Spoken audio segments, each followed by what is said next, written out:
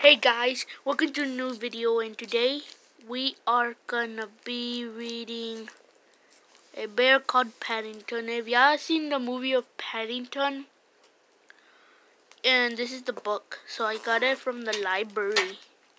So yeah, so let me just find the page. Let me find the page. Wait. Ow.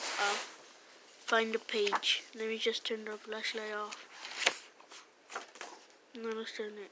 So this is the one.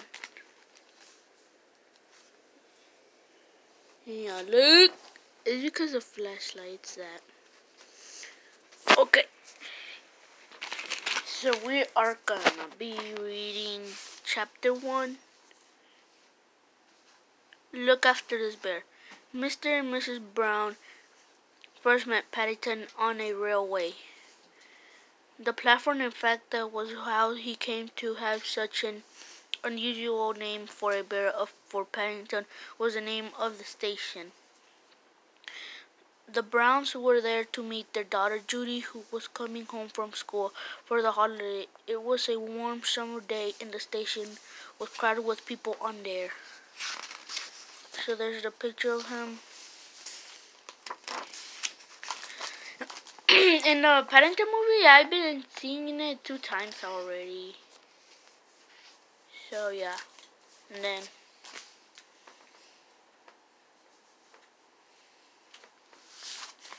then we are gonna start here. This is another one. Wait to see the seaside. Trains were humming, loudspeakers blaring, porters rushing about, shouting at one another and all together. There was so much noise that Mr. Brown, who saw him first, had to tell his wife several times before he understood. A bear on Paddington Station. Mrs. Brown looked at her husband in amazement. Don't be silly, Henry. There can't be. Mr. Brown adjusted his glasses, but there is he. Instead, I definitely saw him over there near the bicycle rack, and it was wearing a funny kind of hat. Without waiting for a reply, he caught hold of his wife's arm and pushed her through the crowd, round and thoroughly laden with chocolate and cups of tea, past to a bookstop and through a gap in a pile of suitcases toward the lost property office. There you are, in announced triumphantly, pointed towards a dark corner. I told you so, Mrs. Brown followed the direction of his arm and dimly made out a small furry object in the shadow. It seemed to be sitting on some kind of suitcase, and around its neck there was a label with some writing on it. The suitcase was old and battered, and one of the sides in large letters where the world wanted a voyage. Mrs. Brown clutched at her husband. "Why, Henry," she exclaimed, "I believe you were right after all. It is a bear." She peered at more closely, and I seemed a very usual kind of bear. It was a brown in color, a rather dirty brown, and it was wearing a most odd-looking hat with a wide brim, just as Mr. Brown had said. From beneath the brim, 2 large round eyes and stared back at her. So I'm gonna end this video when it's like at 7:40. The alarm will sound, and it's literally wait guys, it's literally 7:28, so we still have time. Whoa, it's super bright. No, y'all can't see this. No.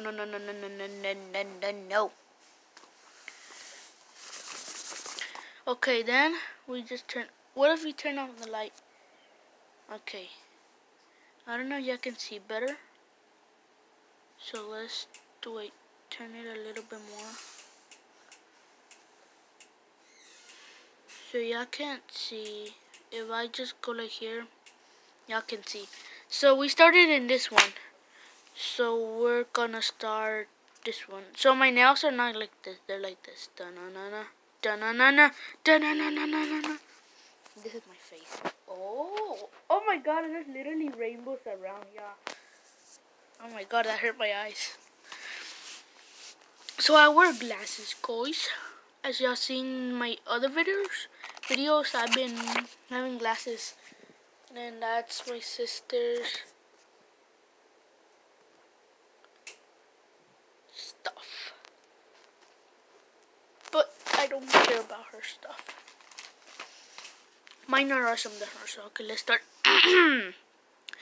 Seeing that something was suspecting of its bear stood up and impudently raised its hat, revealed two black ears. Good afternoon, it said in a small, clear voice. Good afternoon, replied Mr. Brown. Duck Valley, there was a moment of silence. The bear looked at them inquiringly. Can I help you? Mr. Brown looked rather embarrassed. Well, no, sir.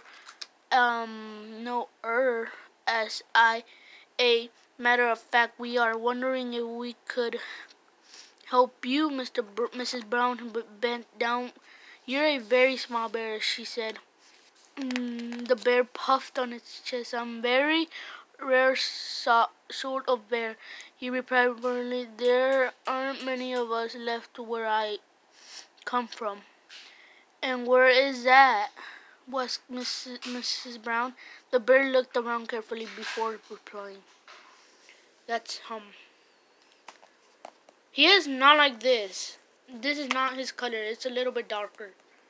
And then he has his stomach right there. It's not that big. That's his case right there. We're starting here now. Page 16. There's a lot of pages we can do. I might keep this book, but I'm not making it all of it.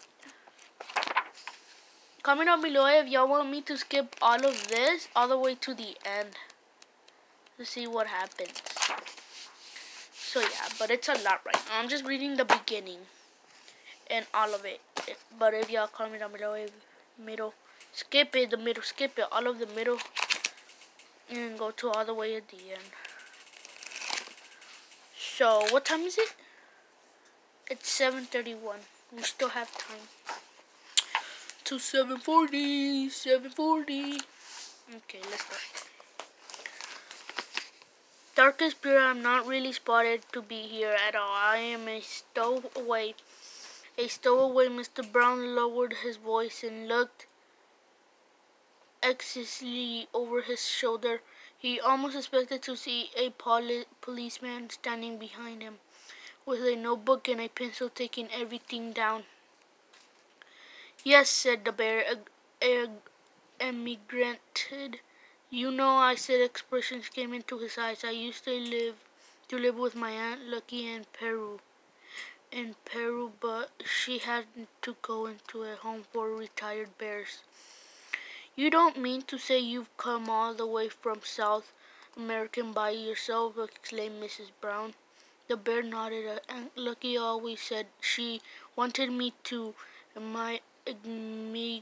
immigrant when I was old enough. That why she taught me to speak English. But whatever did you do for food? Asked Mr. Brown. You must be starving, bending down to the bear, unlocking the suitcase with a small key, which it also had around its neck, and brought out an old empty glass jar. It ate marmalade. It's a rather pretty bears like marmalade, and I lived in a lifeboat with boat.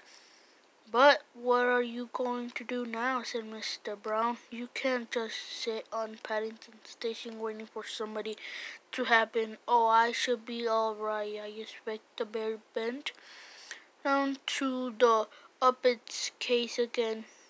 As he did so, Mrs. Brown caught a glimpse of the writing on the label. It said simply, please look after this bear, thank you.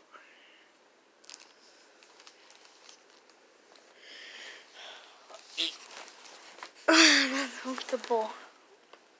And I'm cold to freezing.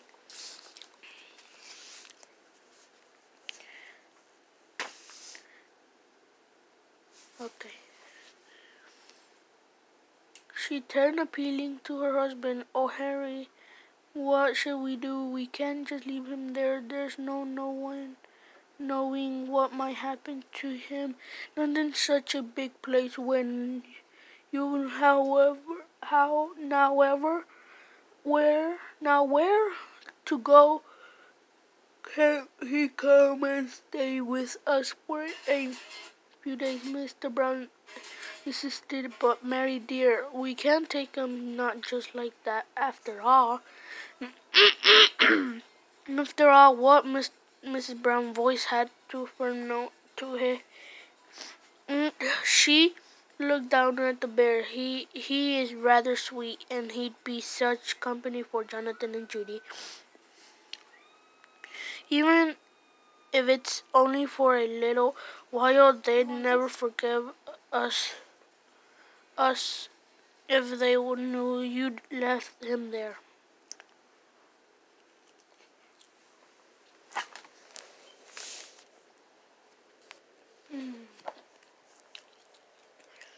I'm gonna end the video here, and I'll be reading the story next time. Bye.